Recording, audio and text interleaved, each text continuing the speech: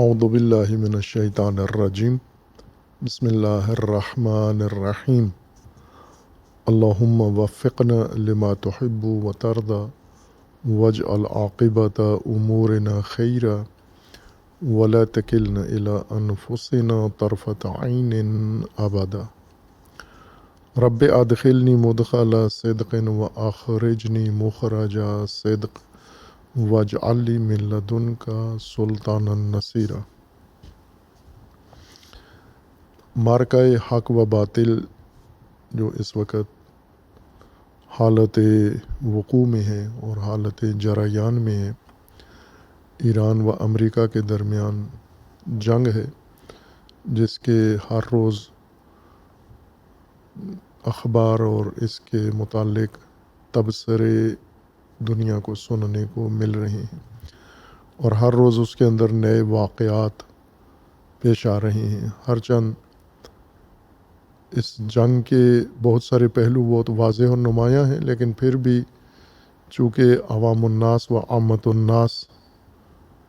Media پر بھروسہ کرتے ہیں، اور میڈیا شیطانی میڈیا ہے،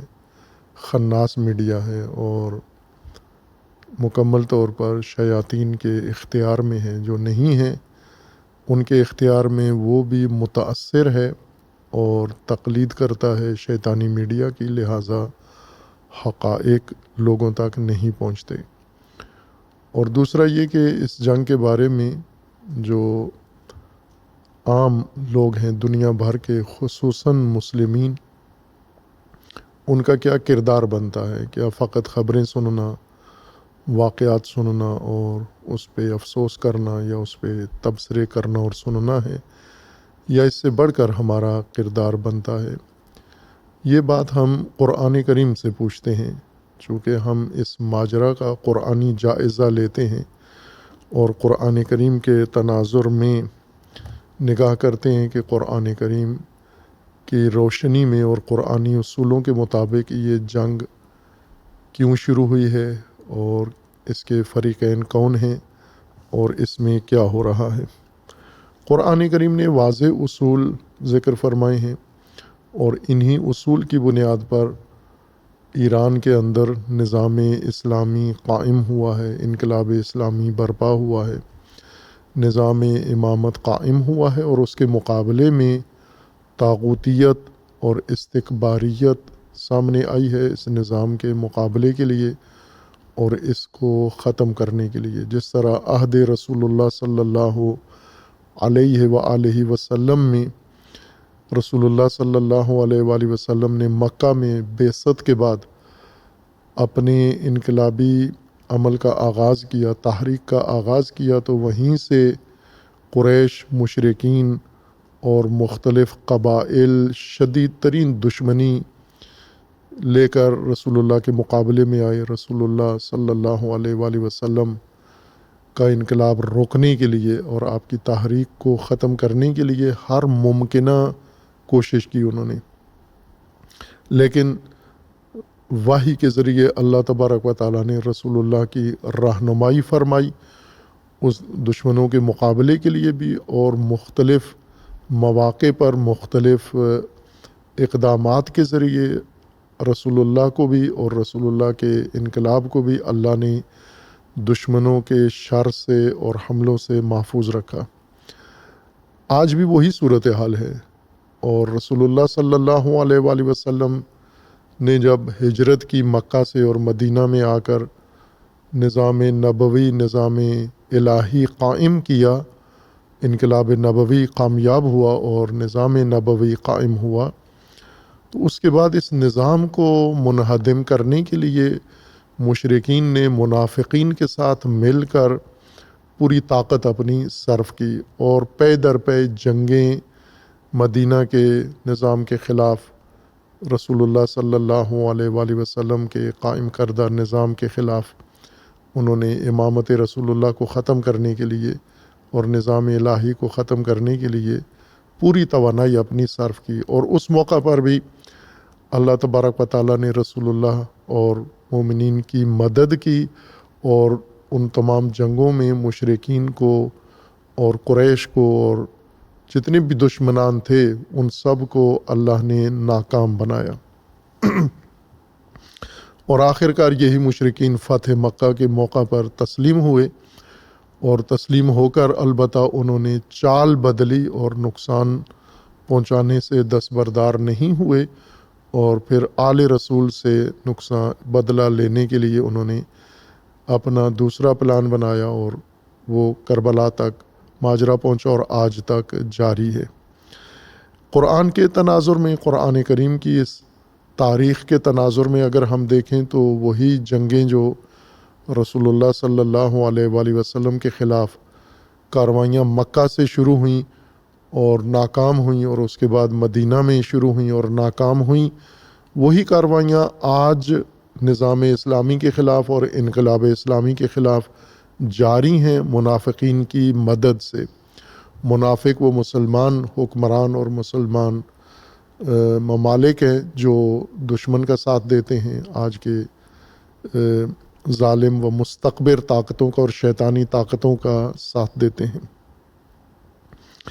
قرآن کریم نے ایک ضابطہ قائم کیا ہے تمام مومنین و مسلمین کے لیے، ہر چند اس وقت یہ ضابطہ مسلمانوں میں معمول نہیں ہے بلکہ متروک ہے، اور اس ضابطے کو نصاب سے نکال دیا گیا ہے، تبلیغ کا حصہ نہیں ہے، اور یہ ضابطہ فراموش شدہ ہے، جس کے نتیجے میں آج مسلمانوں پر کفار کا، مستکبرین کا اور طواغیت کا، طاغوتوں کا سلطہ و تسلط قائم ہو گیا ہے، ان کا ان کے اوپر ایک قسم کا غلبہ قائم ہو گیا ہے۔ مسلمان عہد رسول اللہ صلی اللہ علیہ وآلہ وسلم میں ایک بہت مختصر سی جماعت تھی، اور آج بہت کثیر جماعت ہے۔ رسول اللہ صلی اللہ علیہ وآلہ وسلم کی حدیث نورانی جو شیعہ سنی دونوں کتابوں میں ہے، اور اس میں رسول اللہ نے اپنے اصحاب کو کہا تھا کہ میں دیکھ رہا ہوں وہ دن کہ جب میری امت کثرت کے باوجود مغلوب ہو جائے گی اور ان پر کافرین و ظالمین مسلط ہو جائیں گے۔ صحابہ نے رسول اللہ صلی اللہ علیہ وآلہ وسلم سے سوال کیا، پوچھا کہ کیا اس وقت ہماری تعداد کم ہو جائے گی اور ظالمین و کفار زیادہ ہوں گے؟ تو حضرت نے فرمایا نہیں، آپ کی تعداد بہت زیادہ ہوگی۔ اور پھر اصحاب نے کہا تو پھر کیا وجہ ہوگی، ہم مغلوب کیوں ہو جائیں گے؟ تو رسول اللہ نے فرمایا کہ اس کی دو وجہ ہیں، ایک حب دنیا اور دوسرا موت کا خوف۔ یہ دو چیزیں ہوں گی جو تمہیں مغلوب، ذلیل، محکوم و رسوا کر دیں گی امت رسول اللہ کو، اور اس طرح دشمن تم پر اکٹھے ہو کے جمع ہو جائیں گے جس طرح کھانے کے برتن کے اوپر مکھیاں دسترخوان پر جمع ہو جاتی ہیں، گھیر لیتی ہیں اور جرمٹ ڈال لیتی ہیں، اس طرح مسلمانوں کے اوپر کفار بھی مسلط ہو جائیں گے۔ اور وہ منظر آج اس حدیث شریف کے مطابق دنیا دیکھ رہی ہے، لیکن در عین حال یہ منظر بھی دیکھ رہی ہے کہ عہد رسول اللہ صلی اللہ علیہ وآلہ وسلم کی طرح اور رسول اللہ کے جان برکف صحابہ و ساتھی جو میادین جنگ میں جنہوں نے دفاع کیا، شہادتیں پائیں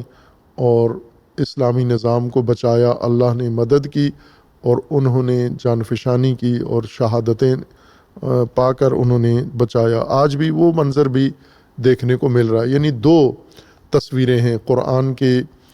تاریخی واقعات کی روشنی میں، اگر ہم دیکھیں تو آج ہمارے سامنے دو منظر ہیں، ایک ایران جو امریکہ، اسرائیل اور طاغوتوں کے سامنے ادا کر رہا ہے، اور ایک دوسرے اسلامی ممالک ہیں، عرب و غیر عرب، یہ دو واضح کردار ہیں، جیسے ترکی کا کردار ہے، جیسے خلیجی ممالک کا کردار ہے، یا جیسے اور مسلم ممالک جو تعداد میں 58 کی تعداد میں ہیں، اور ویسے مسلم آبادی والے ممالک اس سے بھی زیادہ ہیں جن میں مسلم ممالک نہیں ہیں، جیسے ہندوستان ہے تو وہاں پر تقریباً لگ بھگ 24-25 کروڑ مسلمان رہتے ہیں، اور مسلمان ملک شمار نہیں ہوتا لیکن آبادی کے لحاظ سے بڑے بڑے مسلمان ممالک سے زیادہ آبادی وہاں پر موجود ہے، اور اسی طرح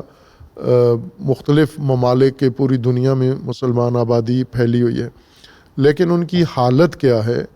قرآن کریم نے مسلمانوں کے لیے ایک سیدھا راستہ، ایک لائن کھینچ دی ہے کہ اس لائن سے مسلمانوں نے دور نہیں ہونا، اس لائن کے اوپر رہنا ہے۔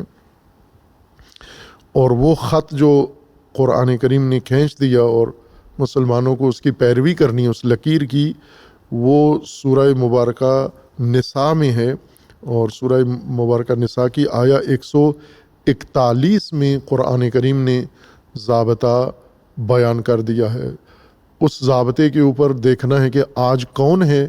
اور اس ضابطے سے ہٹا ہوا کون ہے۔ مسلمان تو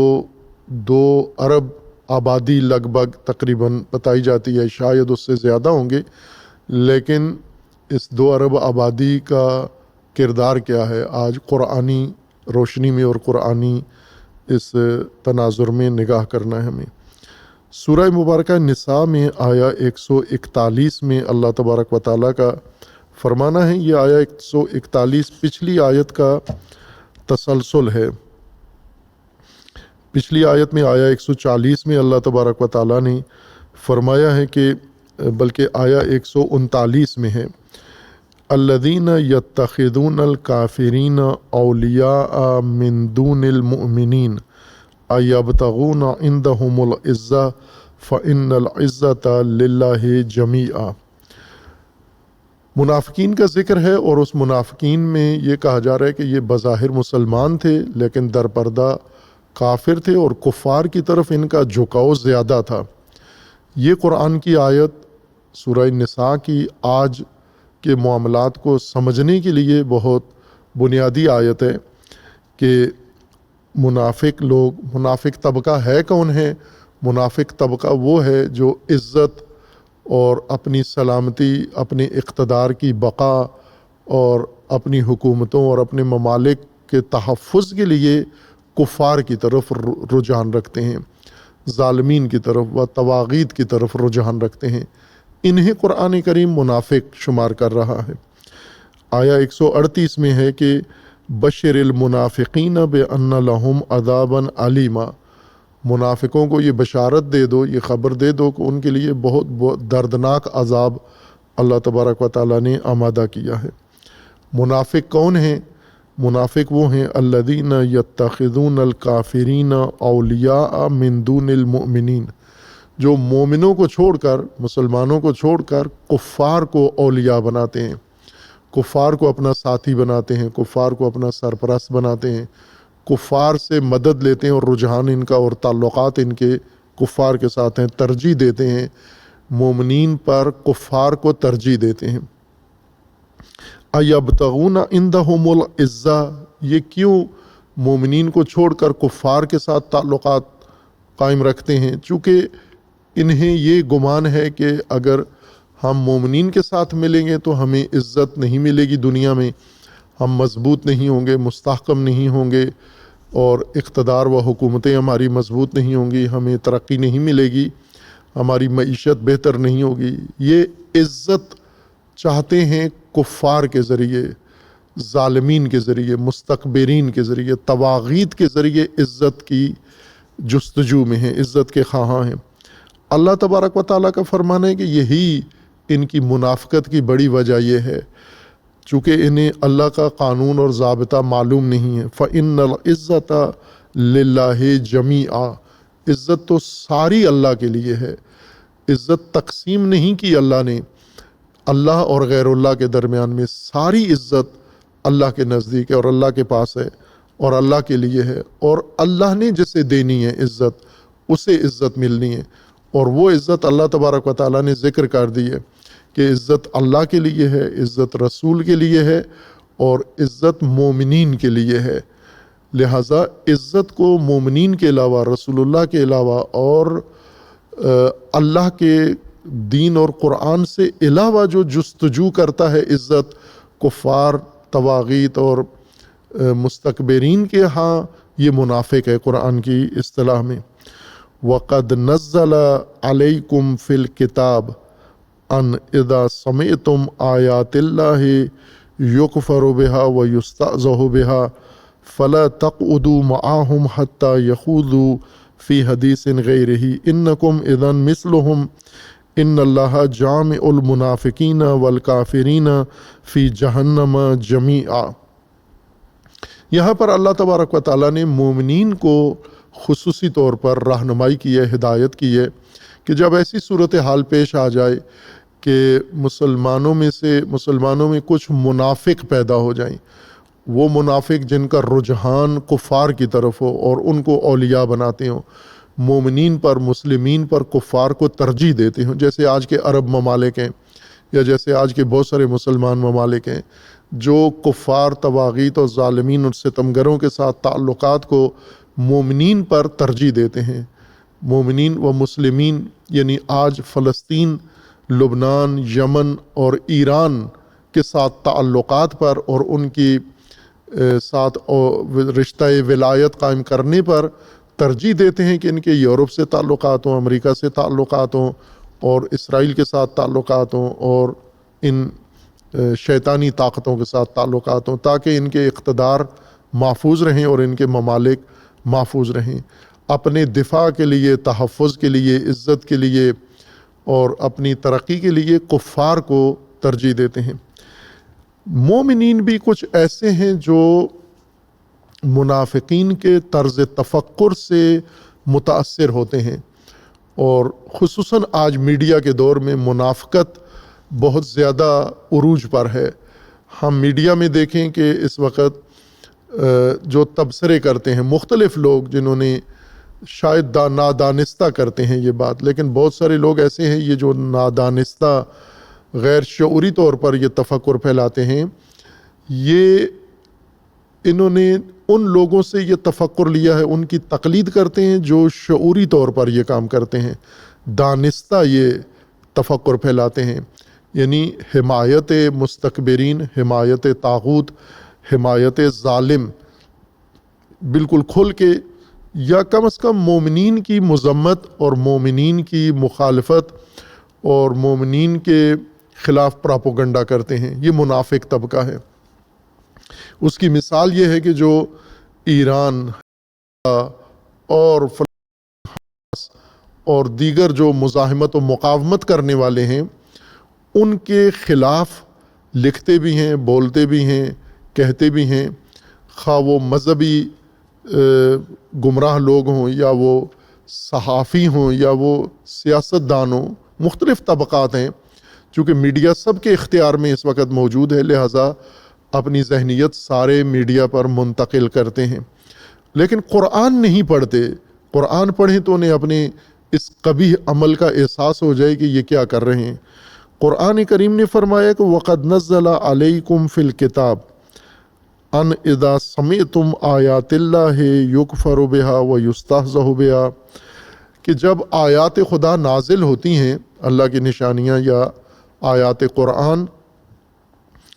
किताब के अंदर हमने नाजिल किया है, तो वो लोग जो आयात किताब का इनकार करते हैं और मजाक उड़ाते हैं, तमस्खुर उड़ाते हैं,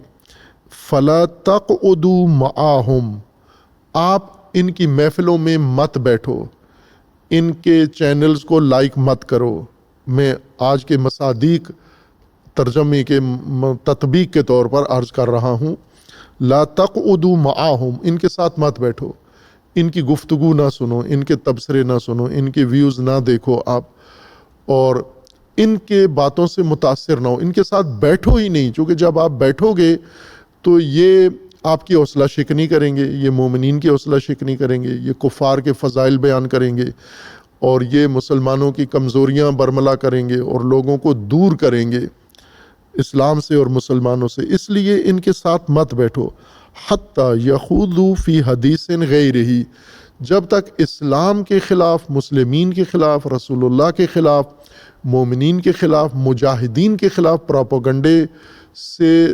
निकलते नहीं हैं, मौजू तब्दील नहीं करते, कोई और बात नहीं करते, उस वक़्त तक, जब तक ये मुसलमानों के ख़िलाफ़ हौसला शिकनी में मसरूफ़ हैं, इन मुनाफ़िकीन के साथ आप मत बैठो। मोमिनीन को हिदायत की जा रही है। इन्नकुम इज़न मिस्लुहुम, اگر تم ان کے ساتھ بیٹھے انہی جیسے سمجھے جاؤ گے، اللہ تمہیں بھی انہی میں شمار کرے گا۔ جتنے بھی فعال ہیں سوشل میڈیا کے اوپر، جو مختلف چینلز دیکھتے بھی ہیں اور ان کا مواد لے کے اپنے چینلز کے اوپر آگے مزید بڑھاتے ہیں، نشر کرتے ہیں، کوئی پروپیگنڈا، کوئی خبر لے کر شیطانی میڈیا کی لے کر اس کو ہوا دیتے ہیں، قرآن ان کو کہہ رہا ہے کہ جب تم، بلکہ حتیٰ وہ لوگ جو کسی پیج کو لائک کرتے ہیں، یہ قرآن نے اس کے ساتھ فرما دیا کہ اگر تم ان کے ساتھ بیٹھو گے، وہ جو مومنین کے خلاف ہیں، جو اسلام کے خلاف ہیں، جو رسول اللہ کے خلاف ہیں، جو آج لشکر دین اور لشکر اسلام کے خلاف ہیں اور کفار کی طرف ان کا رجحان ہے اپنے تجزیوں و تبصروں میں، آپ ان کے ساتھ مت بیٹھو، یعنی ان کے چینلز اور ان کے پیجز پر مت جاؤ، ان کو لائک نہ کرو، ان گروپس میں شامل نہ ہو، آپ ان کو فالو نہ کرو۔ اگر کرو گے تو کیا ہوگا؟ جیسا بعض لوگ کہتے ہیں کہ صرف معلومات کے لیے، صرف جاننے کے لیے، قرآن فرماتے اذن انکم اذن مثلہم، تم بھی انہی جیسے ہو جاؤ گے۔ کفار منافقین ایک جیسے ہیں، اور مومنین اگر ان کے چینلز پر رہیں گے، ان کے گروپس میں شامل ہوں گے، ان کے پیجز پر جائیں گے، تو تم بھی انہی جیسے ہو جاؤ گے۔ سوچ تمہاری، ذہنیت تمہاری، باتیں تمہاری انہی جیسی ہو جائیں گی۔ ان اللہ جامع المنافقین والکافرین فی جہنم جمیعا،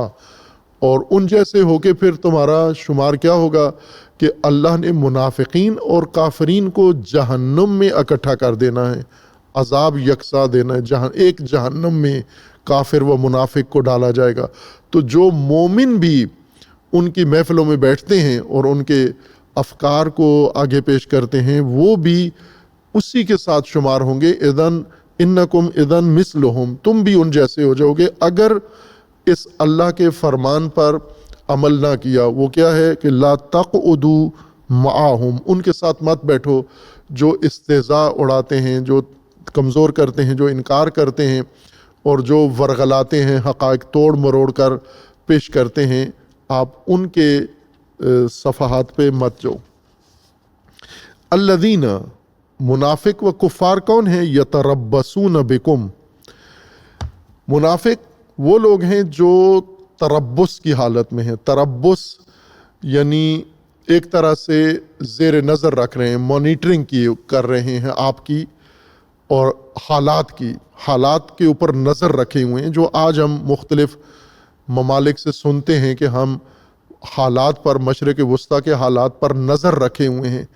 یہ جو حالات پر نظر رکھے ہوئے ہیں، ان کے بارے میں قرآن فرماتا ہے الذین یتربصون بکم، مومنین کو کہہ رہے ہیں کہ جو تمہارے ساتھ پیش آنے والے واقعات کا تربص کرتے ہیں، تمہیں زیر نظر رکھے ہوئے ہیں۔ فَإِنْ كَانَ لَكُمْ فَتْحٌ مِّنَ اللَّهِ قَالُوا أَلَمْ نَكُنْ مَعَكُمْ، اگر اللہ نے مومنین کو فتح و ظفر و کامیابی عطا کر دی تو یہ منافق جو مومنین کے ساتھ نہیں ہیں، حوصلہ شکنی کرتے ہیں، یہ کہیں گے ہم آپ کے ساتھ تھے، ہم نہ ہوتے تو آپ کو کامیابی نہیں ملنی تھی۔ یہ فوراً مومنین کے حامی اور مومنین کے ساتھی اور مومنین کے طرفدار بن جاتے ہیں فتح و ظفر کی صورت میں۔ وَإِنْ كَانَ لِلْكَافِرِينَ نَصِيبٌ، اور اگر کفار کو کوئی برتری مل جائے، امریکہ کو کامیابی مل جائے، قالوا الم نستحوذ علیکم ونمنعکم من المؤمنین، اور فوراً کفار کو کہیں گے کہ ہم تو آپ کو بتاتے تھے کہ یہ مومنین یہ قابل اعتماد نہیں ہیں، ان پر بھروسہ نہ کرو اور ان کے اوپر اعتماد نہ کرو، پھر کفار کے ساتھی بن جاتے ہیں۔ فَاللَّهُ يَحْكُمُ بَيْنَكُمْ يَوْمَ الْقِيَامَةِ، اور اللہ نے تمہارے درمیان فیصلہ کرنا ہے قیامت کے دن۔ یہاں پر ہے اس منافق، مومن، منافق اور کافر جب اس طرح کی صورتحال میں ہو کہ ایک طرف مومنین ہوں، ایک طرف منافقین و کفار اکٹھے ہوں، اور منافق دوغلا کردار ادا کر رہے ہوں، دوہرا کردار ادا کر رہے ہوں، مومنوں کے ساتھ بھی بیٹھ کے حوصلہ شکنی کرتے ہیں، مومنوں کو کامیابی ہو تو حامی بن جاتے ہیں، اور مومنوں کو اگر نقصان پہنچے تو کفار کے حامی بن جاتے ہیں۔ یہاں پر اس تناظر میں اللہ تبارک و تعالیٰ نے مومنین کے لیے ایک لکیر کھینچ دی ہے، سرخ لکیر۔ آج کل سرخ لکیر کا، ریڈ لائن کا بہت تذکرہ ہوتا ہے، جیسے پاکستان کی حکومت مسلسل اس جنگ کے دوران اور پہلے سے بھی کہہ رہی ہے کہ سعودی عرب ہماری سرخ لائن ہے، ہماری سرخ لکیر ہے، ریڈ لائن ہے، اور اس کو عبور نہ کیا جائے۔ ایران یا یمن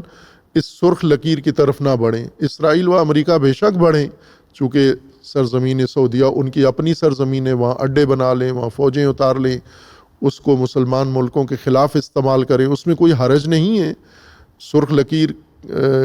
کا کوئی مخالفت نہیں ہوتی۔ لیکن اگر یمن یا ایران نے امریکی اڈوں کو نشانہ بنایا تو یہ سرخ لکیر عبور کرنے کے مترادف ہوگا۔ یہ سرخ لکیر، قرآن کی سرخ لکیر کیا ہے؟ خوب یہ سب کو معلوم ہونی چاہیے، مومنین کو، علماء کو، شیعہ کو، سنی کو، پاکستانی حکومت کو، میڈیا کو، عالم اسلام کو اور عرب ملکوں کو، تمام مومنین کو قرآن کی سرخ لکیر معلوم ہونی چاہیے۔ یہ سرخ لکیر ہے قرآن کریم کی، اس سے عبور نہیں کرنا، اور کسی کو یہ سرخ لکیر عبور کرنے بھی نہیں دینا، اس سے تجاوز بھی نہیں کرنا، یہ بات طے ہے۔ اور الحمدللہ پاکستان کے اندر حافظ قرآن الا ماشاء اللہ ہیں، لاکھوں کی تعداد میں ہیں، اور علماء ہیں اور مفسرین ہیں، اور مومنین بھی خوب ظاہر ہے قرآن کی آگاہی رکھتے ہیں، نہیں رکھتے تو میڈیا کے ذریعے، آپ کسی قرآنی ایپس کے ذریعے سے یہ ساری چیزیں قرآن سے نکال سکتے ہیں۔ اللہ تبارک و تعالیٰ نے جو سرخ لکیر لگائی ہے مومنین کے لیے کہ اس سے نہ مومن نے تجاوز کرنا ہے، نہ کافر کو اس سرخ لکیر کو عبور کرنے دینا ہے، تجاوز نہیں کرنے دینا، وہ یہ ہے سورہ نساء آیا 141 اور اس کا آخری جملہ وَلَن يَجْعَلَ اللَّهُ لِلْكَافِرِينَ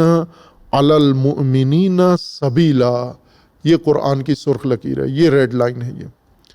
آپ اس میں کوئی فرقہ واریت والا اختلاف بھی نہیں ہے، شیعہ سنی یا دیوبندی بریلوی اور سلفیت، سب کے سب اس آیت کا ایک ہی معنی کرتے ہیں، اور وہ یہ ہے کہ اللہ نے مومنین کے اوپر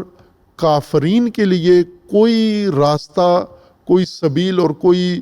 تسلط کی گنجائش نہیں رکھی۔ لن یجعل اللہ، یہ لفظ لن یجعل اللہ عربی قاعدے کے مطابق، اور یہ عربی یعنی فصیح عربی، عربی گرامر غیر عرب زیادہ پڑھتے ہیں عربوں کی نسبت۔ عرب الفاظ استعمال کرتے ہیں بڑے لہجے کے ساتھ، مخرج کے ساتھ عربی بولتے ہیں، لیکن یہی جو خوبصورت عربی بولتے ہیں، اس خوبصورت عربی کے الفاظ کی ظرافت، نفاست اور خوبصورتی کی طرف متوجہ نہیں ہوتے۔ جیسے ہم پنجابی بولتے ہیں، پشتو بولتے ہیں غیر شعوری طور پر، اور اپنی زبان کی خصوصیات کی طرف متوجہ نہیں ہوتے، چونکہ اردو بولنا تو ہم نہیں اپنے شایان نشان سمجھتے۔ اردو بھی جو بولتے ہیں یا فارسی بولتے ہیں تو یہ مادری زبان ہے، ہم دیکھا دیکھی غیر شعوری طور پر یہ زبان سیکھ جاتے ہیں۔ غیر شعوری طور پر جو زبان بھی سیکھی جائے اس کی خوبصورتی زبان بولنے والوں کو معلوم نہیں ہوتی۔ وہ لوگ جو اس زبان کو تعلیم کے طور پر پڑھتے ہیں، جیسے غیر عرب لوگ ہیں، جیسے پاکستانی ہیں، مدارس میں عربی پڑھتے ہیں، عربی نصاب، یہ عربی زبان کی خوبصورتی کو عربوں سے زیادہ جانتے ہیں۔ عربی اچھے لہجے میں نہیں بول سکتے، لیکن عربی کی خصوصیات بہت اعلیٰ طریقے سے جانتے ہیں۔ جتنے بڑے بڑے صرفی نحوی ہیں وہ سارے غیر عرب ہیں، بہت قلیل لوگ ہیں جو عرب ایک آدھ پیدا ہوا ہوگا۔ صرفی نحوی وہ ہیں جنہوں نے عربی زبان کی یہ خوبصورتیاں سمجھی ہیں، قواعد، قوانین اور بیان کیے ہیں۔ ان میں حروف ہیں جن کے ذریعے سے کسی شے کی نفی کی جاتی ہے، کسی شے کو مسترد کیا جاتا ہے اور اس کو رد کیا جاتا ہے۔ اس میں سے ایک یہ لفظ ہے لن یجعل، دو لفظ ہیں۔ یہ لفظ کہا جاتا ہے کہ تاکید کے لیے ہے، یعنی گنجائش ختم کرنے کے لیے ہے۔ لن یجعل قرآن میں فراوان استعمال ہوا ہے، متعدد آیات کے اندر اس لفظ کو اللہ تبارک و تعالیٰ نے استعمال کیا ہے۔ یہ جہاں بھی استعمال ہوتا ہے، جیسے یہاں اس آیت میں استعمال ہوا ہے وَلَن يَجْعَلَ، اس کا مطلب یہ ہوتا ہے کہ ہرگز کسی صورت میں کوئی گنجائش نہیں ہے اس کام کی جو اس حرف نفی کے ذریعے بیان کیا جاتا ہے، اور وہ قرآن نے یہاں اس آیت سورہ نساء کی 141 آیت میں ذکر فرمایا ہے وَلَن يَجْعَلَ اللَّهُ، یعنی اللہ تبارک و تعالیٰ نے نہیں قرار دی، جائز نہیں سمجھا، امکان ہی ختم کر دیا ہے کہ کافر مومنین کے اوپر تسلط قائم کر لے، کافر مومنین کے اوپر حاوی ہو جائے اور مومنین کی زمام کافر کے ہاتھ میں آ جائے، مومنین کے اوپر تسلط سلطہ یہ کافر کا ہو جائے، اس کو اللہ تبارک و تعالیٰ نے مطلقہ منع کر دیا ہے، روک دیا ہے، ناجائز قرار دیا ہے اور اس کی گنجائش ہی ختم کر دی ہے۔ یہ نہیں کہ کافر کو منع کیا جا رہا ہے کہ آپ نے خبردار مومنین کے اوپر تسلط قائم نہیں کرنا، سبیل مومنین کے اوپر قائم نہیں کرنی، بلکہ مومنین کو کہا جا رہا ہے کہ آپ نے کسی صورت بھی کفار کا تسلط قبول نہیں کرنا۔ لن یجعل اللہ للکافرین علی المؤمنین سبیلا، کوئی سبیل، کوئی ذرا برابر گنجائش بھی نہیں ہے کہ کافر کو مومن کے اوپر، ایک مسلمان مملکت، مسلمان سرزمین، مسلمان ملت، مسلمان ملک، مسلمان حکومت، مسلمان طبقہ، جو بھی اپنے آپ کو مسلمان کہتے ہیں، مومنین کے زمرے میں اپنے آپ کو درج کرتے ہیں، ان کی سرخ لکیر قرآن نے یہ بیان کی ہے جس سے مومنین نے تجاوز نہیں کرنا۔ خود رضاکارانہ طور پر کفار، مستکبرین، طاغوت اور ظالمین اور ستمگروں کے سلطے میں نہیں جانا، اور اگر وہ چاہیں، چونکہ وہ تو چاہیں گے آپ کے اوپر تسلط قائم کریں، امریکہ چاہتا ہے پورے عالم اسلام پر تسلط قائم کرے، جیسا کہ اس نے کر لیا ہے، تسخیر کر لیا ہے سارے عالم اسلام کو، خصوصاً عرب ملکوں کو۔ خوب یہ جو تسخیر کر لیا ہے، اس کی قرآن میں گنجائش تھی، یہ سرخ لکیر تھی، یہ کیوں عبور کرنے دی؟ کیوں خود اس سرخ لکیر سے آگے بڑھے ہو، اور کیوں شیطان کو یہ سرخ لکیر عبور کرنے دی ہے؟ یہ قرآن کی سرخ لکیر عبور ہو گئی اور غیرت نہیں آئی آپ کو، شرم نہیں آئی آپ کو، اور جوش نہیں آیا آپ کو، کوئی رگ نہیں بھڑکی آپ کی اور پھڑکی نہیں آپ کی، اور آپ نے اتنی سادگی سے مومنین کے اوپر سلطہ کفار، وہ بھی بدترین کفار جو آپ کے دین کے دشمن، قرآن کے دشمن، اللہ کے دشمن اور مسلمین و مومنین کے دشمن ہیں، ان کا تسلط اپنے اوپر قائم کر لیا ہے۔ خوب یہ تمام مومنین عالم کے لیے اور مومنین تاریخ کے لیے ہے، جو سابقہ مومنین گزر گئے ہیں ان کے لیے بھی یہ سرخ لکیر تھی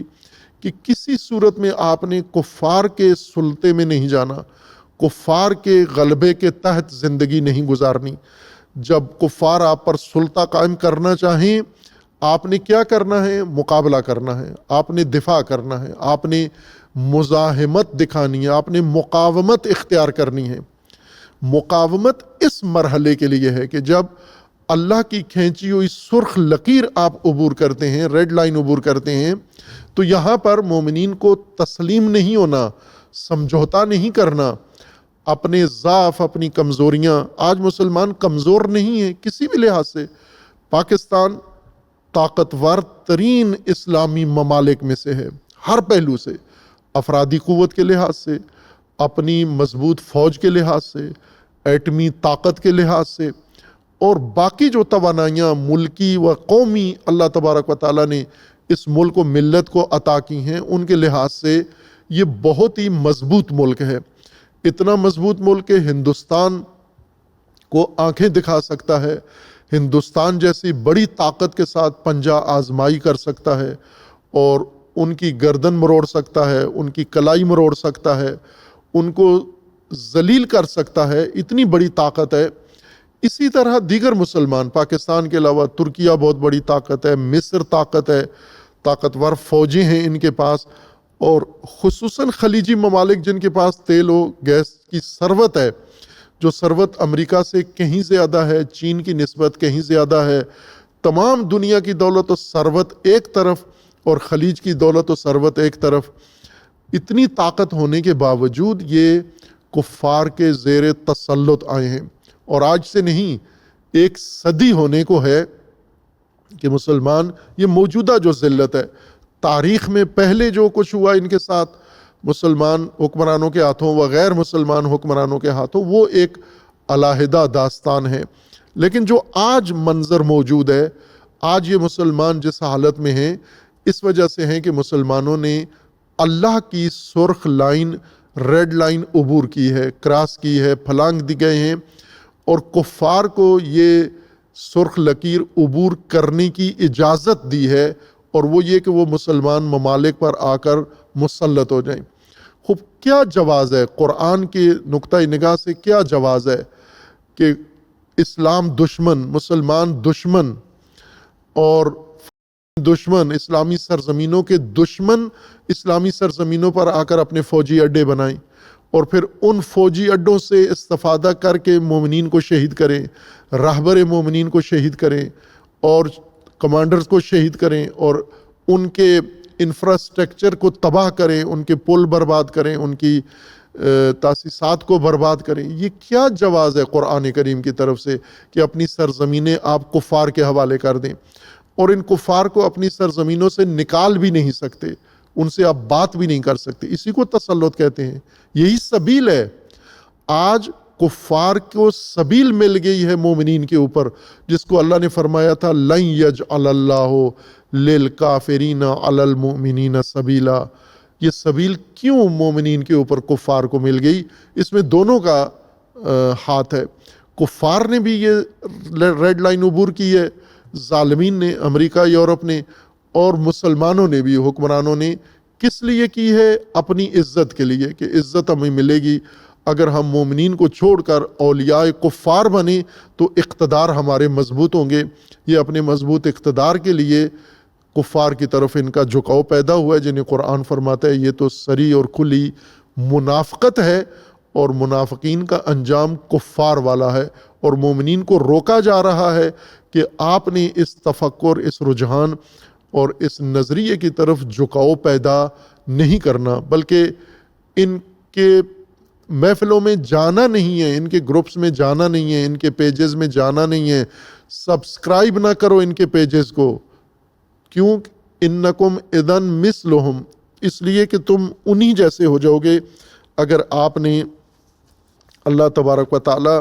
کی یہ نہی نہ سنی، لا تقعدوا معاہم، ان کے ساتھ ہرگز نہ بیٹھو، انکم اذن مثلہم۔ اور پھر کیا ہوگا اگر مومنین ان کے ساتھ بیٹھے تو مومنین منافقین کی طرح ہو جائیں گے، اور منافقین کفار کی طرح ہیں، اور دونوں جہنم میں ہیں۔ یہ سرخ لکیر ہے قرآن کریم کی، یہ ایک سرخ لکیر ہے، اس کے علاوہ بھی ہیں۔ اور یہ ضروری ہے کہ آج جب کہ ریڈ لائنز کا ذکر زیادہ ہوتا ہے، اور پاکستان نے اپنی ریڈ لائن ایک ملک کو، سعودی عرب کو، اور ایک خاندان کو قرار دیا ہے، ایسے میں ہمیں قرآنی سرخ لائنیں اور قرآنی ریڈ لائنز کا علم ہونا چاہیے کہ قرآن ہمارے لیے کون سی سرخ لائنیں کھینچ رہا ہے، اور وہ واضح ہے سورہ نساء کی آیا 141 کے مطابق۔ اب اگر سرخ لائن عبور ہو جاتی ہے اور کفار تسلط پیدا کرنا چاہتے ہیں آپ کی سرزمینوں پر، جہاں سے امام خمینی نے اپنی تحریک شروع کی ہے۔ امام خمینی کو کیا تکلیف تھی؟ باقی فقہا کو کوئی تکلیف نہیں تھی، امام خمینی کو تکلیف تھی۔ اور شہنشاہ ایران اتفاقاً تعجب کے ساتھ امام خمینی سے پوچھتا بھی تھا کہ باقی علماء ہیں آپ کے علاوہ، ان کو مجھ سے کوئی شکایت نہیں ہے، اور آپ خاموش نہیں ہوتے ہو، آپ میری حکومت برداشت نہیں کرتے ہو، آپ کو کیا تکلیف ہے؟ لہٰذا وہ امام کی کردار کشی کرتا کہ باقی سارے علماء راضی ہیں، نجف اور قم کے علماء، مشہد کے علماء، اور فقط ایک عالم ہے جو آپ کو اعتراض ہے، باقیوں کو اعتراض نہیں تھا۔ اور بہت سارے تو شاہ کی دوستی تھی ان کے ساتھ، شاہ کے ساتھ ہدایہ تبادلہ ہوتا تھا، شاہ کو وہ متبرک ہدایہ وہ دیتے تھے، اور شاہ کی بہنیں اور خاندان بہت سارے علماء کو بڑے نفیس قیمتی ہدایہ دیتے تھے اور شہریے دیتے تھے ان کو۔ امام کو کیا تکلیف تھی؟ یہی سورہ نساء آیا 141 کی تکلیف تھی کہ شاہ نے ایران پر امریکہ کو تسلط دیا، سبیل دی، راستہ دیا، اور امریکہ اور یورپ کو حاوی قرار دیا مومنین کے ملک کے اوپر، مومنین کی جمعیت کے اوپر غیروں کو موقع دیا، وہ آ کر مسلط ہو گئے۔ خوب ایسے میں ایک فقیہ، ایک عالم دین، ایک مومن، ایک متدین کو کیا کرنا چاہیے؟ قبول کر لے یہ تسلط، یہ سلطہ، اور کفار کی سبیل میں اور کفار کی غلامی میں زندگی بسر کرے، اس لیے کہ میرا دفتر اور میرا درس تو چل رہا ہے۔ ملا کو جو ہے ہند میں سجدے کی اجازت، یہ جو ملا کو سجدے کی اجازت ہے تو وہ یہ کہے کہ اب مجھے تو کوئی تکلیف نہیں ہے، میرا تو سجدہ ہو رہا ہے، میرا درس بھی ہو رہا ہے، اور مجھے راشن بھی مل رہا ہے، میرے مرید بھی مقلد بھی ہیں، تو مجھے تو کوئی تکلیف نہیں ہے۔ جیسا کہ صدام کے دور میں بہت سارے علماء کو نجف میں کوئی تکلیف نہیں تھی، چونکہ صدام کو ان کی طرف سے کوئی تکلیف نہیں پہنچتی تھی، لیکن باقر الصدر، شہید باقر الصدر اور پورا خاندان آل حکیم رحمت اللہ علیہم، اور اسی طرح باقی علماء جو مبارز اور مجاہد تھے، صدام نے ان کو ایک ایک کر کے اور نہایت صفاقی کے ساتھ شہید کر دیا، شہید صدر، اور اس کے بعد لائن لگا دی ان علماء کی۔ خوب ان علماء میں اور باقی علماء میں کیا فرق تھا؟ یہ فرق تھا کہ شہید صدر اور یہ آل حکیم یہ قرآن کی سورہ نساء کی آیا 141 کے مطابق یہ کہتے تھے کہ کفار کو مومنین پر کوئی تسلط نہیں ہے، نہ کفار کے ایجنٹ کو، نہ کفار کے مہرے کو، اور نہ کفار کی طرف سے مامور شخص کو مومنین کے اوپر حکومت کا، تسلط کا اور غلبہ کا کوئی حق نہیں ہے۔ امام کو یہی اعتراض شہنشاہ پر تھا کہ تو حکومت کرتا ہے اور حکومت تیری نہیں ہے بلکہ امریکہ کی ہے، اور یہ مملکت اور سرزمین یہ ساری تو نے وسائل سمیت امریکہ کے اختیار میں قرار دی ہے۔ یعنی آج جو حالت سعودی عرب کی ہے، امارات کی ہے، قطر، بحرین، کویت کی جو صورتحال ہے یہ ایران کی تھی۔ اس وقت یہاں امریکی اڈے نہیں تھے، ان ممالک کے اندر ایران میں امریکی اڈے تھے، اور ایران اس علاقے کا امریکی سرزمین سمجھی جاتی تھی، اور امام نے یہ سلطہ، یہ سبیل کفار کی مومنین کے اوپر سے ختم کی ہے، اور قرآن کی سرخ لکیر کا بھرم رکھا ہے، اور قرآن کی ریڈ لائن کو بچایا ہے، اور اسی پر قیام کیا ہے۔ یعنی جب کفار یہ سرخ لکیر عبور کر جائیں اور مومنین ان کو عبور کرنے دیں، علماء عبور کرنے دیں، پھر فریضہ کیا بنتا ہے قرآنی طور پر؟ اس فریضہ کو بھی قرآن کریم نے ذکر فرمایا ہے۔ وہ فریضہ یہ ہے کہ اب آپ نے استقامت دکھانی ہے، آپ نے مقاومت دکھانی ہے، آپ نے ان کے سامنے تسلیم نہیں ہونا۔ یہ مطلب قرآن کریم نے بہت ساری آیات کے اندر ذکر فرمایا ہے، اور ان میں سے ایک سورہ مبارکہ بقرہ میں آیا 251 ہے کہ اگر یہ قرآن کی سرخ لائن عبور ہوتی ہو تو مومنین کا، علماء کا، فقہاء کا کیا فریضہ بنتا ہے۔ سورہ بقرہ آیا 251 میں۔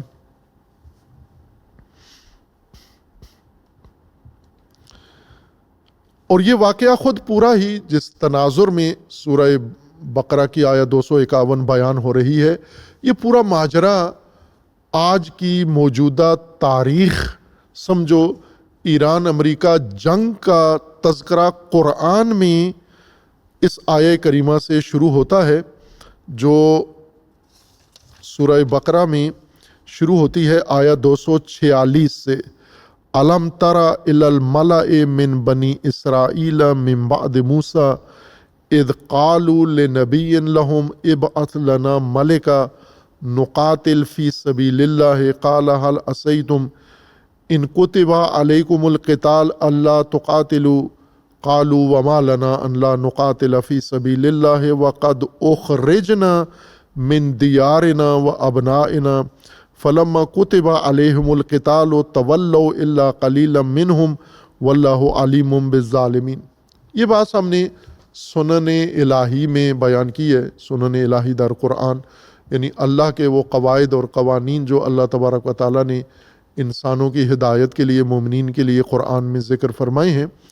فلسفہ تاریخ قرآن میں یہ بات ذکر کی ہے کہ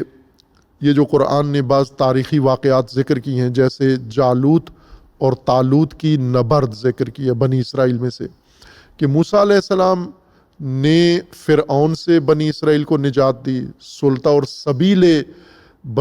فرعون سے، آل فرعون سے بنی اسرائیل کو نجات دی اور الہی نظام قائم کرنے کے لیے انہیں آمادہ کیا، تیار کیا، اور وہ نہیں ہوئے۔ موسیٰ علیہ السلام کے زمانے میں موسیٰ کو جیسے حکم تھا امامت کا نظام قائم کرنا، بنی اسرائیل نے وہ نظام قائم ہونے نہیں دیا، اور وہ ذلت و پستی جو مصر میں ان کے شامل حال تھی اس سے تو موسیٰ نے نکال لیا، لیکن تکمیلی ہدف قیام حکومت الہی اس کے لیے بنی اسرائیل تیار نہیں ہوئے، سامری کے پیچھے چلے گئے، اور بہت ساری حرکات انہوں نے کی جس کو قرآن کریم نے ذکر کیا ہے۔ اور پھر نتیجہ یہ ہوا کہ یہ مصر سے نکل کر بھی وہی حالت ہو گئی ان کی جو مصر میں آل فرعون کے زیر تسلط تھے، وہاں سے نکل کر پھر اس سے بدتر صورتحال میں گرفتار ہو گئے۔ اب مصر میں نہیں ہیں، آل فرعون نہیں، اپنی سرزمین میں ہیں، کنعان میں واپس آ گئے ہیں، مشرق وسطیٰ میں واپس آ گئے ہیں، فلسطین میں واپس آ گئے ہیں، لیکن واپس آ کر بھی پہلے سے زیادہ ذلیل تر، پہلے سے زیادہ بیچارے، پہلے سے زیادہ رسوا، محکوم، غلام۔ اب فرعون تو ان سے کام لیتا تھا، بہرکشی کرتا تھا ان سے، لیکن اب جالوت کے قبضے میں ہے۔ جالوت نے ان کے لیے ان کے بچے ان سے چھین لیے، ان کے گھر ان سے چھین لیے، ان کی زمینوں پہ قبضہ کر لیا اور انہیں دور بھگا دیا، جلا وطن کر کے کیمپوں میں بسا دیا جا کر۔ یہ جالوت نے ان کے لیے نظام بنایا۔ جب یہ نبی کے امام کے تابع نہیں ہوئے، نظام امامت کی طرف نہیں بڑھے، تو باوجود اس کے کہ فرعون سے نجات مل گئی، اس فرعون سے بدتر کا شکار ہو گئے اپنی نافرمانی اور ہٹ درمی کی وجہ سے۔ لہٰذا قرآن کریم میں اللہ تبارک و تعالیٰ نے رسول اللہ کو فرمایا کہ الم تری، اے نبی کیا نہیں دیکھا آپ نے کہ یہ موسیٰ کے بعد الم تری الی الملأ من بنی اسرائیل، یہ سرکردہ لوگ، خواص بنی اسرائیل کے موسیٰ کے بعد من بعد موسیٰ، یہ سارے اکٹھے ہوئے اور اپنی موجودہ صورتحال پر وہ ذلت و محکومی اور محرومی کا رونا رویا، اور نبی کے پاس گئے اور نبی سے جا کر کہا کہ اللہ سے ہمارے لیے ایک حاکم، ایک ملک اور ایک کمانڈر ہمارے لیے اللہ سے آپ طلب کریں۔ اذ قال لنبی لہم ابعث لنا ملکا، ایک فرمان روا، ایک حاکم اللہ ہمارے لیے مبعوث کرے، مقرر فرمائے۔ تو نبی نے ان کو سمجھایا کہ آپ جہادی قوم نہیں ہو، مبارز نہیں ہو، میدانی قوم نہیں ہو، آپ عیاش لوگ ہو، آپ من و سلوہ کھانے والے اور اصل و بصل والے لوگ ہو، اور آپ میدان کے لیے نہیں ہو، قتال کے لیے آمادہ نہیں ہو۔ انہوں نے عہد کیا کہ کیوں نہیں، پھر اپنی صورتحال بتائی کہ ہمیں اپنے گھروں سے نکال دیا گیا ہے، ہماری زمینوں پر قبضہ ہو گیا ہے، تو ہم ضرور کریں گے۔ قد اخرجنا من دیارنا و ابنائنا، اس آیت کو، اس پورے سیاق کو آیا 246 سے لے کر آیا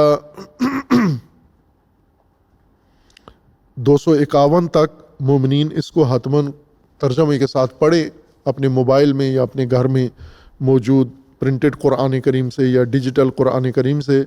تفسیر کے ساتھ بھی پڑھیں اس کو، کہ یہ بہت اہم آیت ہے۔ یہ آیت دراصل آج کی فلسطین کا ماجرا، آج کے لبنان کا ماجرا، آج کے یمن کا ماجرا اور آج کے ایران کا ماجرا ہے۔ جو کچھ آپ دیکھنا چاہتے ہیں کہ اگر آج قرآن نازل ہوتا تو یہ سارے واقعات قرآن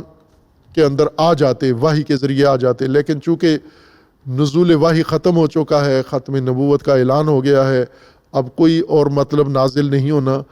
تو جو آج واقع ہوگا پھر اس کو کیسے سمجھیں ہم؟ چونکہ قرآن نے ان واقعات کے وقوع سے پہلے اس طرح کے واقعات کی پہلے سے نقشہ کشی کر دی ہے قرآن میں، اور وہ ماجرائے طالوت ہے، اور اس میں بہت ساری کنفیوژن دور ہوتی ہے جو شبہات آج منافقین میڈیا پہ پھیلاتے ہیں، اس کا جواب ہے یہاں پر ان آیات کے اندر 246 سے لے کے 251 تک۔ اللہ تبارک و تعالیٰ نے طالوت کو ان کا کمانڈر بنایا۔ طالوت نبی نہیں ہے، امام نہیں ہے، معصوم نہیں ہے،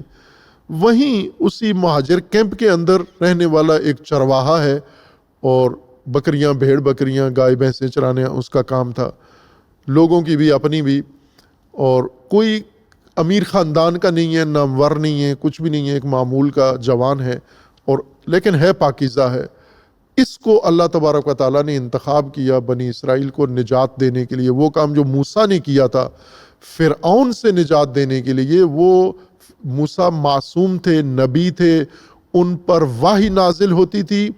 لیکن اب ایسے شخص کے ذریعے وہی کام لیا جا رہا ہے جس پر وحی نازل نہیں ہوتی، جو نبی نہیں ہے، جو معصوم نہیں ہے، ایک معمولی انسان ہے۔ وہی کام موسیٰ والا اس سے اللہ تبارک و تعالیٰ نے لیا،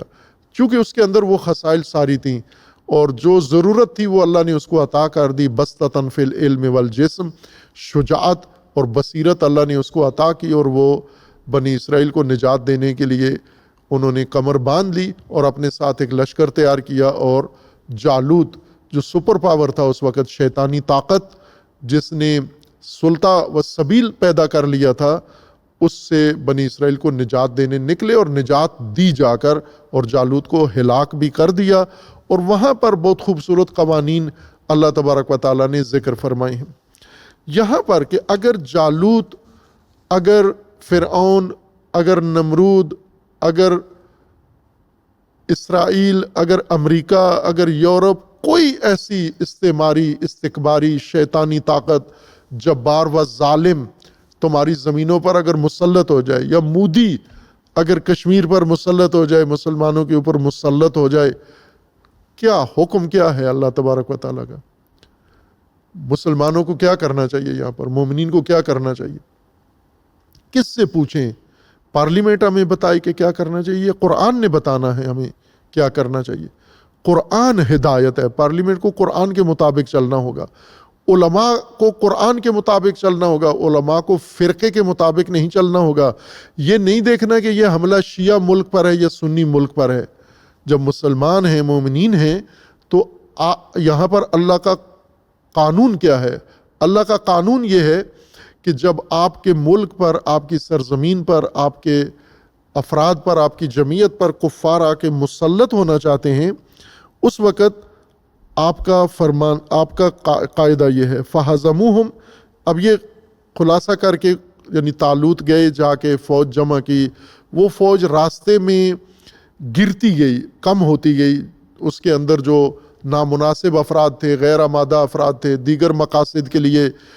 دنیاوی مقاصد کے لیے جانے والے تھے، وہ باری باری تدریجاً ہر مرحلے، ہر موڑ میں یہ کم ہوتے گئے۔ آخر میں جناب طالوت کے ساتھ ایک مختصر سا گروہ رہ گیا، چھوٹا سا ٹولہ رہ گیا، اور وہ جب جالوت کے سامنے کھڑے ہوئے تو گھبرا گئے۔ جب یہ گئے والذین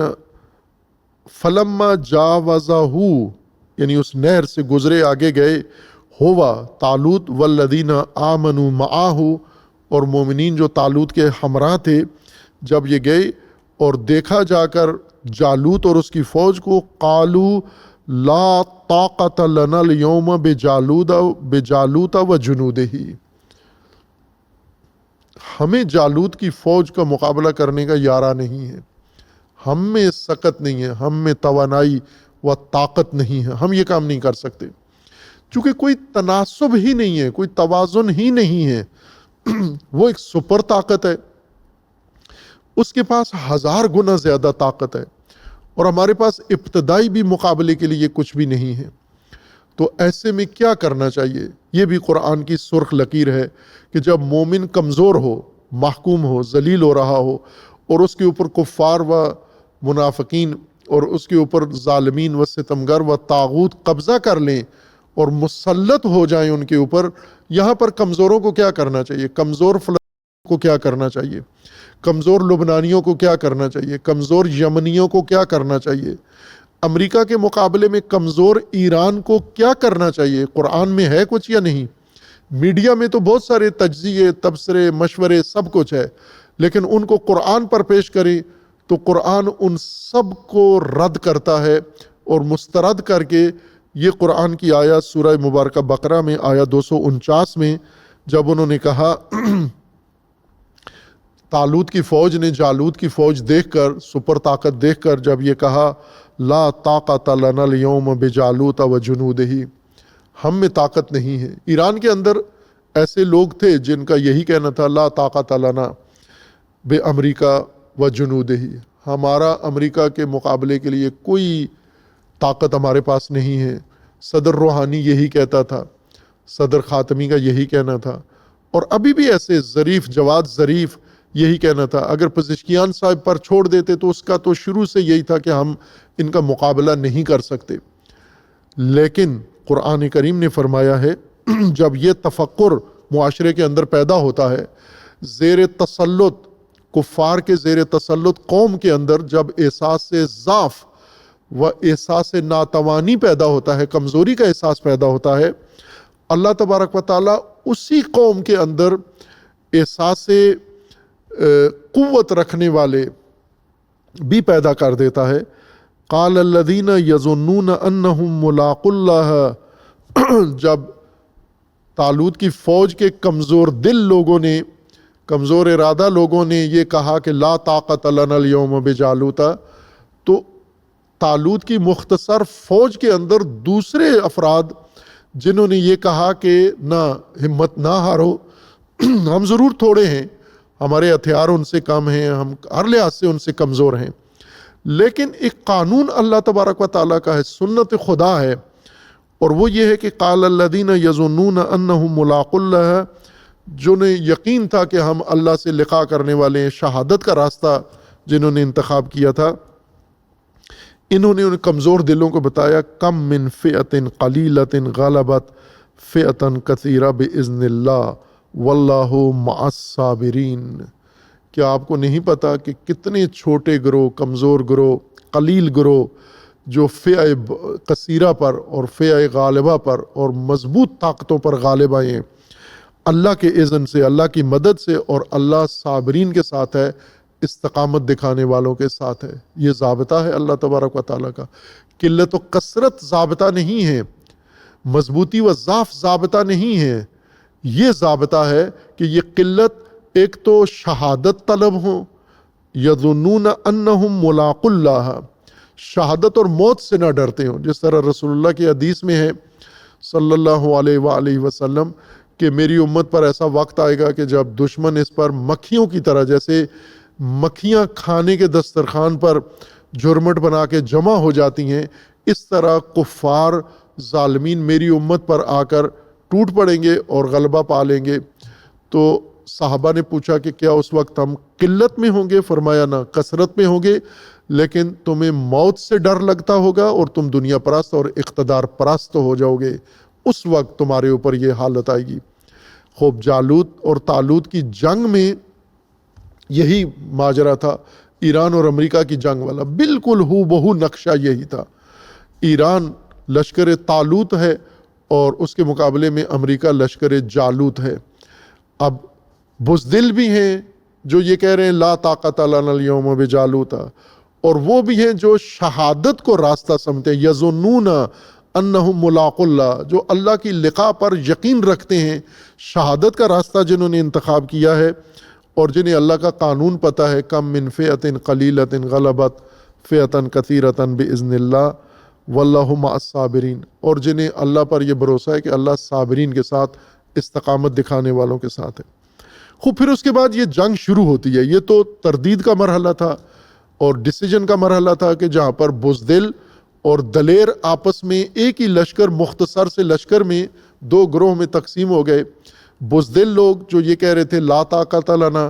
اور دلیر لوگ جو کہہ رہے تھے کہ اللہ ہمارے ساتھ ہے اور فئہ قلیلہ غالب آئے گا فئہ کثیرہ پر۔ ڈیسیجن ہو گئی،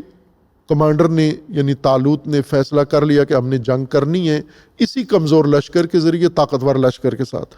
فلما بارزوا لجالوت و جنودہ، یہ چھوٹی ٹولی، چھوٹا لشکر، کمزور لشکر طاقتور لشکر کے مقابلے میں جب نکلے، بارزوا سامنے آئے، میدان میں آئے جالوت اور اس کے مقابلے میں، قالو اس وقت انہوں نے جو شعار دیا، جو دعا مانگی، جو عزم کیا، جو نیت ٹھانی، وہ یہ تھی ربنا افرغ علینا الصبر وثبت اقدامنا وانصرنا علی القوم الکافرین۔ یہ ہے قانون کہ جب کفار تم پر مسلط ہو اور تم کمزور ہو، اپنی کمزوری کی تلافی اسلحے سے نہیں، ٹیکنالوجی سے نہیں، بلکہ اللہ تبارک و تعالیٰ سے کیا طلب کرو؟ ربنا افرغ علینا الصبر، صبر و استقامت عطا فرما، وثبت اقدامنا، ثبات قدم عطا فرما کہ ہم بھاگے نہیں، ہم میدان ترک نہ کریں۔ ظاہر ہے وہ طاقتور ہیں، وہ حملہ کریں گے، نقصان کریں گے ہمارا، اور یہ لاشیں دیکھ کے ہم بھاگ نہ جائیں۔ ثبات قدم عطا فرما، راسخ قدم و پائیدار بنا ہمیں، اور ہمیں صبر و استقامت عطا فرما، اور وانصرنا علی القوم الکافرین، اور تیسرا یہ کہ ہمیں کافرین پر نصرت و غلبہ بھی عطا فرما۔ فہزموہم باذن اللہ، اور ایسا ہی ہوا، انہوں نے شکست دے دی، اس چھوٹے لشکر نے، کمزور لشکر نے طاقتور لشکر کو شکست دے دی۔ یہ ماجرا آپ کے قرآن میں کیوں ہے موجود؟ جو آج تبصرے کرتے ہیں کہ ایران کو یہ ٹکر نہیں لینی چاہیے تھی، سمجھداری کا ثبوت دینا چاہیے تھا، سعودی عرب جیسی سمجھداری، قطر جیسی، ترکیہ جیسی سمجھداری اختیار کرنی چاہیے تھی۔ یہ ماجرا کیوں ہے آپ کے قرآن میں؟ اس کو پھر نکال دو آپ، چونکہ یہ تو آپ کے تبصروں اور آپ کی سوچ اور آپ کے میزان کے مطابق نہیں ہے، یہ تو الٹ ہے، آپ کی نفی کرتا ہے۔ یہ ماجرا بتاتا ہے کہ آپ بے شک تھوڑے ہو جاؤ لیکن ذلت قبول نہیں کرنی، کفار کا تسلط قبول نہیں کرنا، آپ نے ظلم و بربریت اور طاغوتیت قبول نہیں کرنی، آپ نے پھر بھی نبرد کرنی ہے، مزاحمت کرنی ہے، صبر دکھانا ہے، ثبات قدم دکھانا ہے۔ خب اگر یہ چھوٹا لشکر بڑے لشکر، چھوٹا ملک بڑے ملک کے مقابلے میں آ جائے تو اللہ کا قانون کیا ہے؟ اللہ کا قانون ہے فَهَزَمُوهُمْ بِإِذْنِ اللَّهِ، اللہ کے اذن سے اس چھوٹے لشکر نے بڑے لشکر کو شکست فاش دے دی۔ وَقَتَلَ داود جالوتا، اور داود نے جالوت کو قتل کر دیا۔ آج ایران کا داود انشاءاللہ پیدا ہوگا، پیدا ہو گیا ہے، صرف اس نے اپنی غلیل سے آج کے جالوت کو نشانہ لگانا ہے جو انہوں نے اعلان کر دیا ہے انتقام کا، اور یہ کہہ دیا ہے کہ ہم نے اس شخص کو، اس قاتل رہبر کو اور قاتل کمانڈرز کو ہم نے فی النار کرنا ہے، جہنم میں پہنچانا ہے۔ یہ انہوں نے کھل کے اعلان کر دیا ہے کہ مذاکرات نہیں بلکہ انتقام لینا ہے ہم نے۔ اب ظاہر ہے کہ داود پیدا ہوگا، وہ داود انشاءاللہ اپنا کام اپنے موقع پر کرے گا۔ لشکر جالوت میں داود ایک نوجوان لڑکا، اور اس نے غلیل کے ذریعے جالوت کو نشانہ بنایا اور مار دیا۔ وَآتَاهُ اللَّهُ الْمُلْكَ وَالْحِكْمَةَ وَعَلَّمَهُ مِمَّا يَشَاءُ، پھر داود کو اسی پاداش میں، وہ داود آج کا پیدا ہو گیا ہے، اور اللہ نے فرمایا ہم نے اس کو ملک، مملکت بھی دی، اقتدار بھی دیا، داود کو حکمت بھی دی، اور جو اس نے چاہا وہ علم بھی دیا ہم نے، وہ دانش و بصیرت بھی داود کو عطا کی۔ یہاں پر آ کر اللہ تبارک و تعالیٰ نے قانون ذکر کیا ہے کہ جب آپ کے ملک پر، آپ کی قوم پر، آپ کی سرزمینوں پر کفار مسلط ہو جائیں، حکم کیا بنتا ہے؟ ازل سے آخر تک، قیامت تک رسول اللہ پر نازل وحی میں یہ ماجرا ذکر ہوا، اور رسول اللہ کو حکم ہوا کہ یہ پڑھ کے سنائیں مومنین کو کہ قانون خدا کا وہی ہے جو موسیٰ کے دور میں تھا، قانون خدا کا وہی ہے جو طالوت کے دور میں تھا، قانون خدا کا وہی ہے جو رسول اللہ کے دور میں ہے، اور قانون اللہ کا وہی ہے جو آج ایران اور امریکہ کے مارکے کے دوران ہے۔ وہ قانون کیا ہے؟ وہ یہ ہے وَلَوْلَا دَفْعُ اللَّهِ النَّاسَ بَعْضَهُمْ بِبَعْضٍ لَفَسَدَتِ الْأَرْضُ وَلَكِنَّ اللَّهَ ذُو فَضْلٍ عَلَى الْعَالَمِينَ۔ اور وہ قانون اللہ کا یہ ہے کہ لولا دفع اللہ الناس بعضهم ببعض، اگر دفاع نہ ہو، مزاحمت نہ ہو، ان ظالمین کے مقابلے میں کھڑے ہونے والے نہ ہوں، سب تسلیم ہونے والے ہوں، سب عقل مند ہو جائیں، آج کی میڈیا اصطلاح کے مطابق سب عقل و دانش کے مطابق عمل کریں، یعنی امریکہ جس سرزمین پر قبضہ کرنا چاہے کر لے، اسرائیل جس سرزمین پر قبضہ کرنا چاہے کر دے، اردن تسلیم ہو جائے، عراق تسلیم ہو جائے اور عرب ملک اسلامی ممالک تسلیم ہو جائیں، یہ کہاں سے تسلیم ہونا دانائی نکالی ہے؟ اللہ کا فرمان ہے لولا دفع اللہ الناس بعضهم ببعض، اگر بعض لوگوں کے تجاوز کے مقابلے میں، ان کے ستمگری کے مقابلے میں، ان کے حملے اور طغیان کے مقابلے میں دوسرے لوگ دفاع نہ کریں، مزاحمت نہ کریں، مقابلہ نہ کریں، مبارزہ نہ کریں، زمین فساد سے بھر جائے گی۔ لفسدت الارض، پوری زمین فاسد ہو جائے گی۔ اگر آج ایران دفاع نہ کرے پوری زمین تباہ ہو جائے گی۔ ایران زمین پوری بچا رہا ہے، نہ صرف ایران اپنی سرزمین بچا رہا ہے، ایران ہر ملک بچا رہا ہے، اسلامی ملک اور غیر اسلامی ملک۔ ایران آج یورپ کا بھی دفاع کر رہا ہے، ایران چین کا بھی دفاع کر رہا ہے، ایران روس کا بھی دفاع کر رہا ہے، ایران کینیڈا کا بھی دفاع کر رہا ہے، ایران گرین لینڈ کا بھی دفاع کر رہا ہے، ایران پاناما کا بھی دفاع کر رہا ہے، ایران وینزویلا کا اور کیوبا کا بھی دفاع کر رہا ہے، ایران ہر سرزمین کا، فلسطین کا، لبنان کا دفاع کر رہا ہے، عراق کا دفاع کر رہا ہے، پاکستان کا دفاع کر رہا ہے۔ جس جس سرزمین پر کفار کی نظریں ہیں کہ ہم نے ان پر قبضہ کرنا ہے، اللہ کا فرمان ہے کہ لولا دفع اللہ الناس بعضهم ببعض، اگر بعض لوگ ان متجاوزین کے مقابلے میں دفاع کے لیے میدان میں نہیں نکلتے اور دفاع نہیں کرتے، مزاحمت نہیں کرتے، مقاومت نہیں کرتے، زمین فاسد ہو جائے گی۔ خوب یہ کون لوگ ہیں جو الہی مأموریت انجام دے رہے ہیں؟ یہ بہت گران قدر لوگ ہیں، یہ بہت قابل قدر لوگ ہیں جو پوری زمین کا بھرم رکھ رہے ہیں، تمام انسانیت کا بھرم رکھ رہے ہیں۔ یہ متجاوز جس نے ٹرمپ نے آتے ہی یہ اعلان کیا تھا، کینیڈا کو کہا تھا کہ فوراً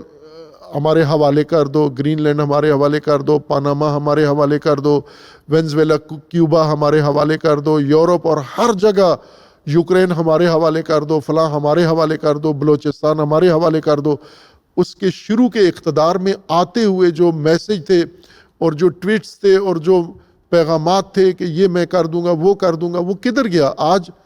منتیں کر رہا ہے کہ ہرمز کھول دو، تباہی پھیل گئی ہے، مہنگائی ہو گئی ہے امریکہ میں اور ساری دنیا میں، ہرمز کھول دو آپ۔ خوب یہ کس نے پہنچایا ہے؟ یہ آج کے طالوت، لشکر طالوت نے یہ کام کیا ہے، فئہ قلیلہ نے یہ کام کیا ہے۔ اور اس فئہ قلیلہ کے ساتھ اگر وہ لوگ جو ملا و خواص جو آرزو کرتے تھے فلسطین آزاد ہو،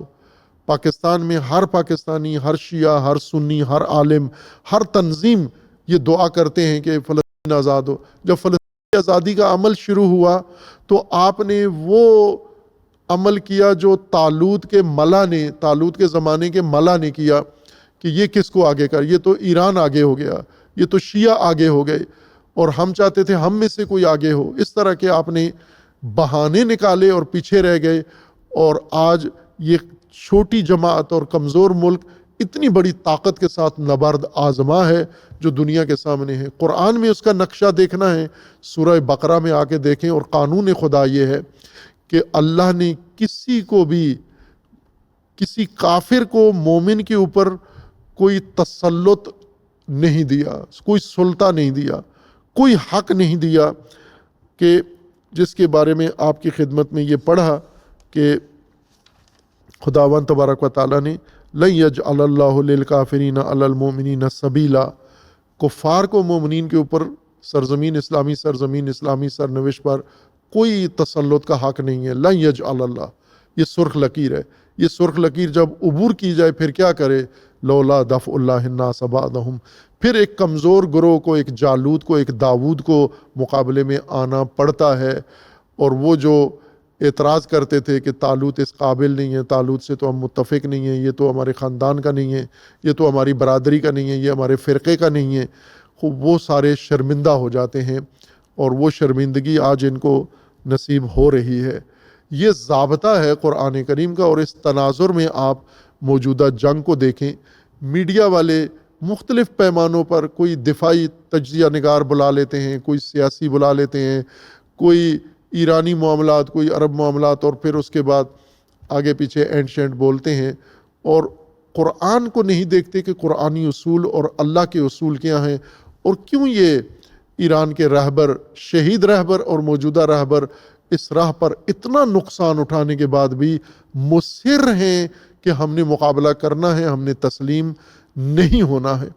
خوب انہوں نے تو اپنا راستہ، طالوت نے اپنا راستہ چن لیا، جنود طالوت نے اپنا راستہ چن لیا، فئہ قلیلہ نے اپنا راستہ چن لیا ہے۔ ہمارا انتظار ہو رہا ہے، ہم نے فیصلہ کرنا ہے، ہم کس کے ساتھ ہیں؟ ہم جالوت کے ساتھ ہیں یا طالوت کے ساتھ ہیں؟ ہم کون سے طبقے میں ہیں؟ ہم ان ملا میں سے ہیں جنہوں نے بات تو شروع کی تھی لیکن شروع کر کے پھر چپ ہو کے بیٹھ کے خاموش ہو گئے، اور ان کی خاموشی اب کس کے حق میں جا رہی ہے؟ ہر ایک کا عمل کس کے حق میں جا رہا ہے؟ قرآن کریم ہمیں واضح ہدایت دے رہا ہے موجودہ صورتحال کو سمجھنے کے لیے۔ قرآن ہدایت ہے اور ہر نسل کی ہدایت ہے۔ اگر آج کے ان مواقع پر قرآن ہمیں ہدایت نہیں دے سکتا تو پھر کسی اور میدان میں بھی ہدایت نہیں ملے گی۔ آج کے موجودہ صورتحال میں قرآن نے واضح ہمارے لیے رہنمائی کر دی ہے، اب ہمارا کام ہے کہ اس کو اپنائیں اور اس راہ پہ چلیں اور اس کے ساتھ کھڑے ہو جائیں، اور اس راہ پر کھڑے ہو جائیں جہاں اللہ نے ہمیں حکم دیا ہے۔ اور آج کی قرآنی معیاروں کے مطابق ہر مومن مسلمان، خواہ وہ کسی بھی سطح پر ہو، حکومت میں ہو یا حکومت میں نہ ہو، مذہبی ہو، جو بھی ہو، عالم ہو غیر عالم ہو، اس کا قرآنی فریضہ ہے کہ وہ آج مظلوم کے ساتھ یعنی ایران کے ساتھ فلسطین کے ساتھ کھڑا ہو، اور امریکہ کے مقابلے میں مزاحمت و مقاومت کی حمایت کرے۔ یہ قرآنی واحد راستہ ہے، اس میں کوئی اور دوسرا راستہ اللہ نے نہیں چھوڑا۔ لن یجعل اللہ للکافرین علی المؤمنین سبیلا۔ باقی بات صلی اللہ علیہ محمد۔